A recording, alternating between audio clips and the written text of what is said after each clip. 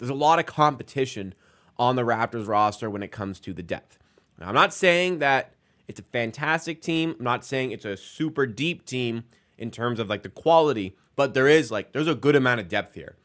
Like there are, in my estimation, looking at things, like 13, 14 NBA caliber players on this roster, rotation caliber players on this roster, but not everybody's going to be getting that game time. That being said, the fight at camp to get the final roster spots, that might be a little easy, but the fight to get those Exhibit 10 spots, to get those two-way spots, and the fight to make the Raptors rotation is going to be heated because there are a lot of decent players on the Raptors roster. And apparently, it has been finalized. So let's take a look at the 21 players who are expected to be at camp, and we'll see what we're cooking with for training camp.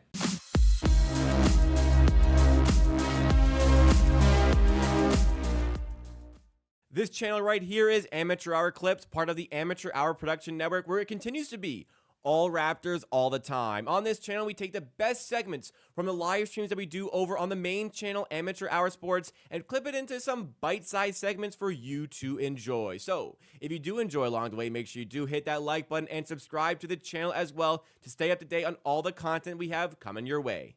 So, I talked a little bit about this on the second channel, Amateur Sports 2, which you should also be subscribed to, but here is here are the 14 players. I think actually this is 15 players here. Here are the 15 players that I believe will make the Raptors roster based on the current training camp situation. The players that will make the roster, obviously 3 two-way guys will make it. Exhibit 10 guys can get cut and then sign for the G League team. But here are the 15 guys I imagine the Raptors will be working with for the upcoming season. You've got your point guards, and quickly Mitchell Shed. Your wings, don't really pay attention to position, but your wings as a whole, with Grady Dick, Jacoby Walter, RJ Barrett, Bruce Brown, Garrett Temple, Scotty Barnes, Ochai Agbaji, Chris Boucher. Not sure Chris Boucher will play much, but he will definitely be there. And you have bigs, Pirtle, Olynyk, Mobo, Bruno Fernando, who's just signed. Bruno Fernando gives you something a little bit different to these guys, so I do think he will end up making the roster. Also, it's not super competitive for that 15th spot on the roster, as I said.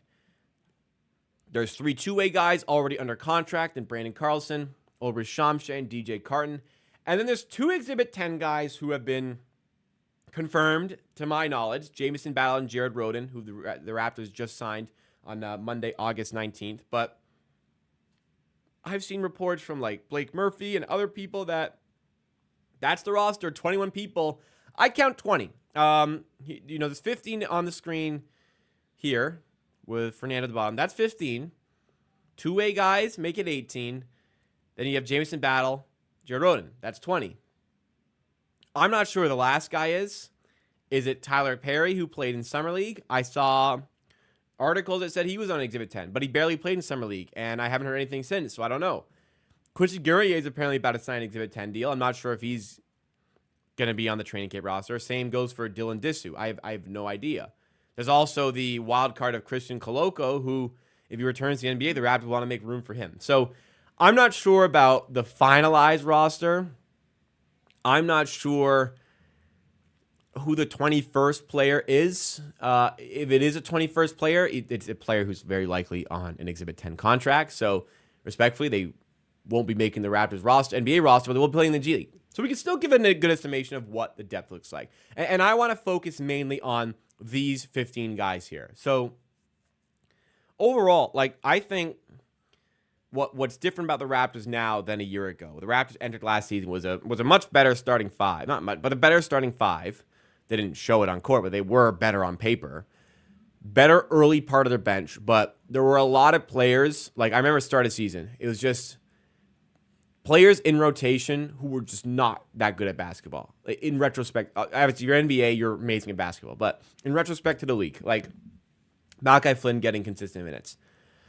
President Chua, the way he was playing for the Raptors, he's doing pretty well for the Knicks, but how he was playing for the Raptors, it was tough to play him on a night-to-night basis.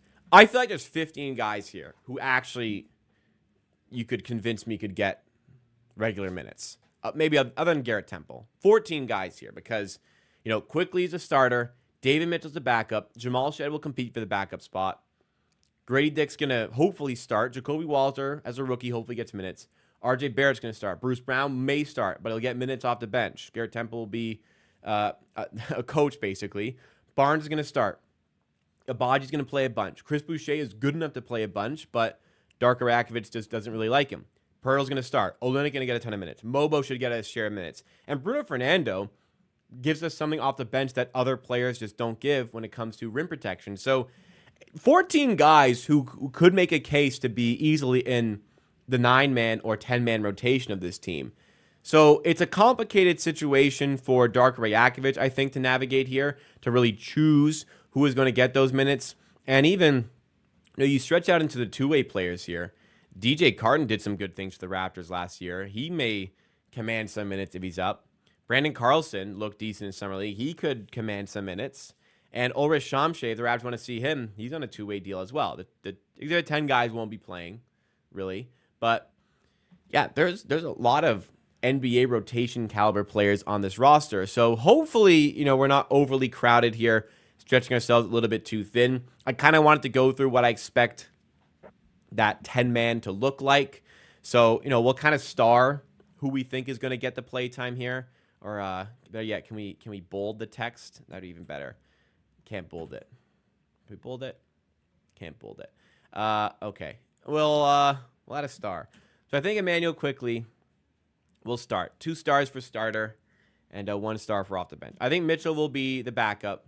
Grady Dick will be a starter to me. Well, I kind of have it laid out here. I think Jacoby Walter will be coming off the bench. RJ Barrett will be a starter. We'll obviously have Bruce Brown in the mix. Now, here's where it kind of gets difficult. So, Barnes is a starter, of course. Abaji is very likely still going to play because he brings defense that other people don't. And now we have some conversations to have because Pirtle's going to start. Olynyk coming off the bench.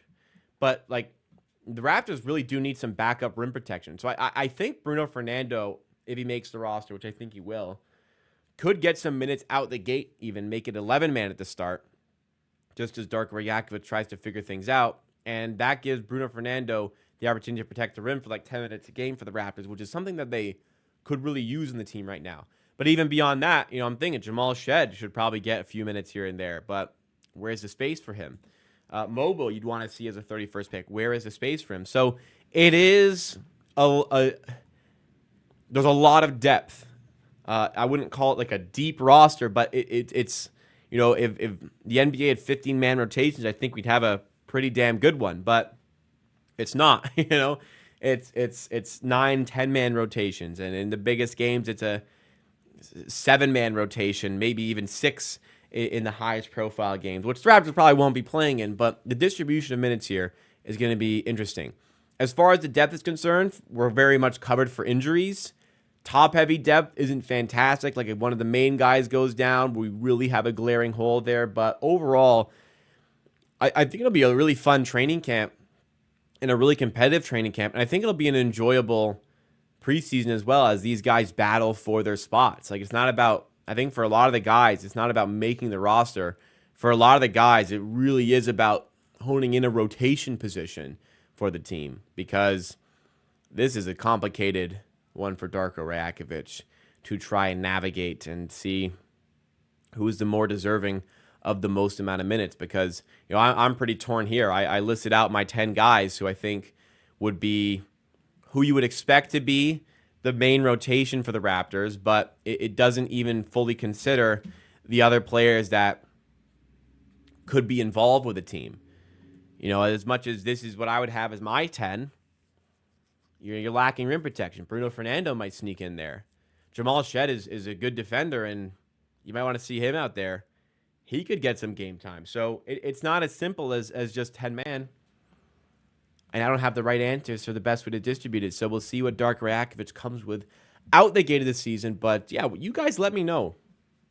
Who would you prioritize on the depth with some additional minutes that maybe I'm not considering here?